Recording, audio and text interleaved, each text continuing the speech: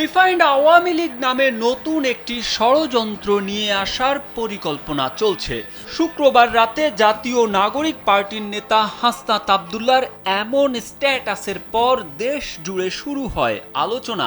স্ট্যাটাসে আওয়ামী লীগকে ফেরাতে কারা কি ভূমিকা পালন করছে শুধু এইটুকু বলেই থেমে যাননি হাসনাত।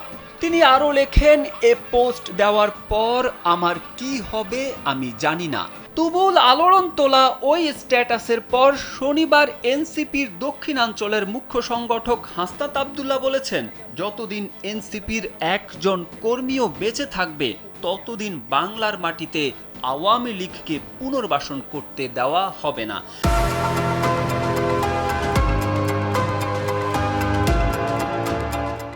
এ সময় তিনি বলেন, আমাদের অবস্থান সেনাবাহিনীর বিরুদ্ধে নয়, তাদের প্রতি পূর্ণ আস্থা ও সমর্থন আছে, শ্রদ্ধা ও সম্মান আছে। আশা করি তারা সেই আস্থার প্রতিদান দেবেন।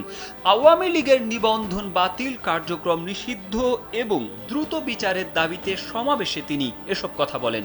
জুলাই গণ অভ্যুত্থানের অন্যতম এই নেতা আরও বলেন, পৃথিবীতে কোথাও এমন নজির নেই যারা গণ অভ্যুত্থানের মধ্য দিয়ে পালিয়ে যায় তাদের আবার নির্বাচনের সুযোগ করে দেওয়া।